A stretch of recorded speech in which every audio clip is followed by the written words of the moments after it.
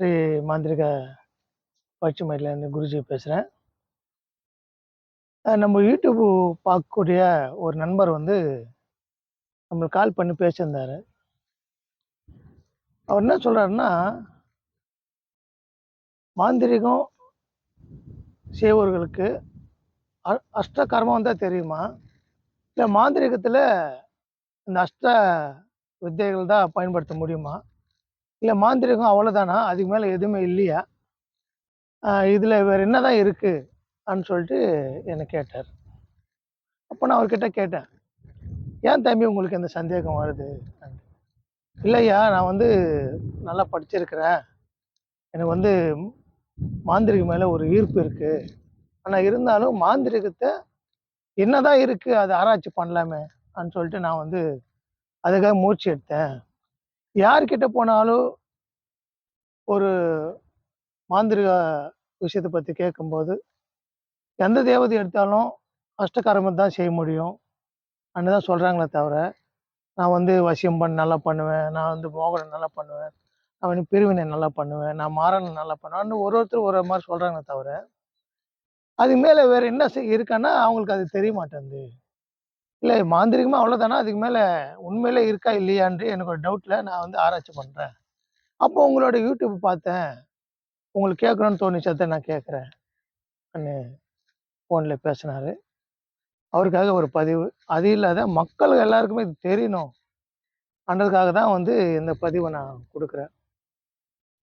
இப்போ மாந்திரீகம்ன்றது வந்து ஏதோ ஒண்ணு எடுத்து வந்து 8 வகையா பயன்படுத்திக்கிறான்ற மாரி கிடையாது. ஏன்னா, இந்த உலகம் முழுவதும் இந்த பிரபஞ்ச சக்தி ஆகப்பட்டது அங்கங்க ஒரு ஒரு எழுத்து வடிவமாக, சத்தத்து வடிவமாக குவிஞ்சு கிடக்கு. அதை ஒன்று இணைக்கிறது தான் மாந்திரீகம்ன்றது. இப்போ வந்து தம்பி என்ன சொல்றாரு, அஷ்டகர்மம் தான் செய்ய முடியுமா? வேற செய்ய முடியாதான்னு கேட்குறாரு. நான் சொல்றேன் பாருங்க. நானும் மாந்திரீக பயிற்சி தான் பண்றேன். மாந்திரீகம் தான் கத்துக் குடுக்குறேன் எல்லாருக்கும். இருந்தாலும் இந்த விஷயத்த பத்தி உங்களுக்கு விழிப்புணர்வுக்காக மக்களுக்கு தெரிவிக்கிறேன். எல்லாருக்கும் தெரியணுன்றதுக்காக. என்னன்னா, ஒரு மனிதனுக்கு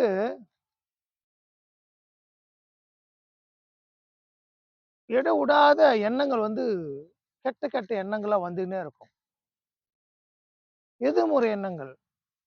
அவன் நெனச்சே பார்க்க மாட்டான். அப்படிப்பட்ட எண்ணங்கள் எல்லாம் அவனுக்கு வரும். இது அப்படி ஆயிடுமா? இப்படி ஆயிடுமா? இல்ல நம்ம சார்ந்தவங்களுக்கு அந்த பாதிப்பு குடுக்குமா? இந்த பாதிப்பு குடுக்குமான்னு சொல்லிட்டு பல வகையான எண்ணங்கள் வந்து அவங்க வந்துன்னே இருக்கும்.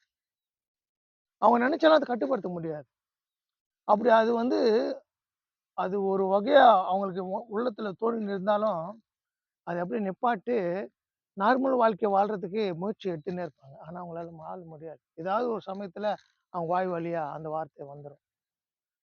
அவங்க தனிமையில இருக்கும்போது அதிகமான சிந்தனைகள் வந்துன்னே இருக்கும். இது என்ன காரணம்னா, எல்லாரும் சொல்லுவாங்க, உங்களுக்கு வந்து மனதுல ஏதோ கோளாறு இருக்குன்ட்டு. அப்படியெல்லாம் கிடையாது. என்னன்னா, இந்த உடல் முழுவதும் இருக்கக்கூடியது வயிறு பகுதி தான்.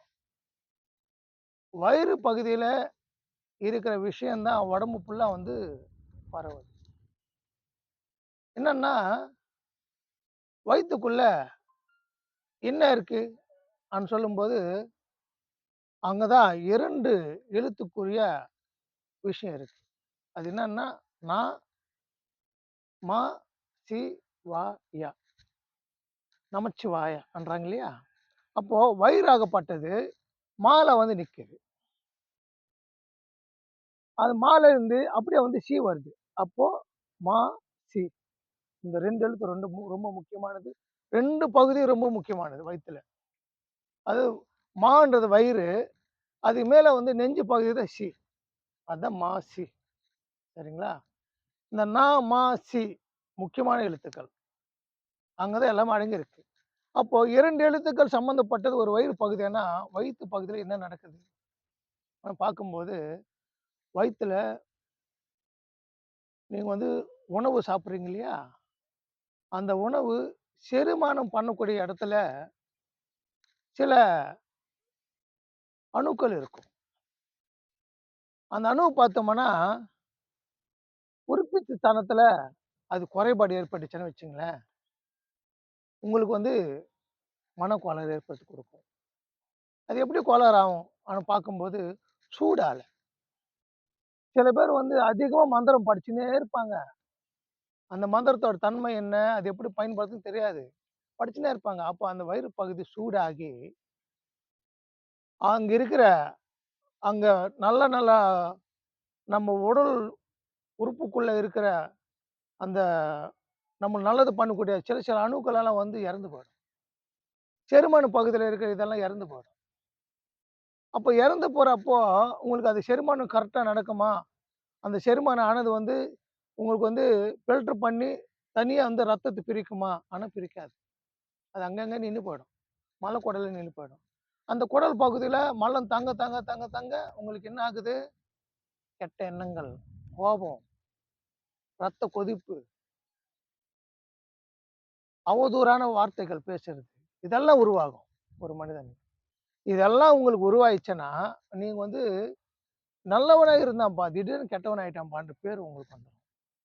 அப்போ மாந்திரீக முறையில என்ன பண்ணணும்? பார்க்கும்போது, அதுக்கு ஒரு மந்திர சொல் இருக்கு. இந்த மந்திர சொல் சொல்ல சொல்ல சொல்ல அவங்களுக்கு வயித்துக்குள்ள எந்த பிரச்சனை இருந்தாலும், எப்படிப்பட்ட செரிமான கோளாறுல இருக்கிற அணுக்கள் வந்து இறந்து போயிருந்தாலும், அது திருப்பி புதுப்பிச்சுக்கும். அதுக்கு தான் இந்த எழுத்து. என்ன எழுத்துன்னா, ஐயும், கிளியும், ஷவ்வும். இந்த 3 எழுத்து ரொம்ப ரொம்ப அற்புதமான ஒரு எழுத்து. ஐயும், கிளியும், ஷவ்வும் ன்னு சொன்னாலே உங்களுக்கு உடல்ல இருக்கிற எந்தெந்த கணையத்துல நல்லது பண்ணக்கூடிய நம்ம அணுக்கள் இல்லாம போயிடுச்சோ, திருப்பி அது உற்பத்தி ஆகும். இருக்கிற அணுக்களுக்கு வந்து இன்னும் சத்து வாழ்ந்திருந்தா, அது வந்து சக்தி ஊட்டும். அப்போ உங்களுக்கு என்ன ஆகுது? வயித்துல இருக்கிற செரிமானம் நல்லபடியா நடக்கும். அதில அமிலங்கள் நல்லபடியா சுரக்கும். அந்த சுரக்கிறதுனால ரத்த உற்பத்தி நல்லா இருக்கும். அந்த ரத்த உற்பத்தினால நம்ம உடல் ஃபுல்லா பாயும். ரத்த உறுப்பு உடல் ஃபுல்லா பாய்ஞ்சாலும், நம்ம உடல் ஆரோக்கியமா இருக்கும். புத்தி கூர்மையா இருக்கும். மனசு தெளிவா இருக்கும். சந்தோஷமா இருக்கும். அப்போ மாந்திரீகம் எப்படியெல்லாம் பயன்படுத்துது பாருங்க. ஒரு மனிதன் வாழ்றதுக்கு தகுதியான வாழ்க்கையா அது மாத்தி குடுக்குது. அப்போ மாந்திரீகம் அஷ்டகர்மத்துக்கு மட்டும் இல்லைல்ல, உயிர் வாழ்றதுக்கு தேவைப்படுது. இது கத்துக்கிற முறை, குரு சொல்லிக் குடுக்குற முறை பொறுத்து தான் இருக்கு. இது கத்துக்கணும் விருப்பம் உள்ளவர்கள் எனக்கு கால் பண்ணுங்க. விவரமா பேசலாம். எல்லாருக்கும் வணக்கம். வணக்கம்.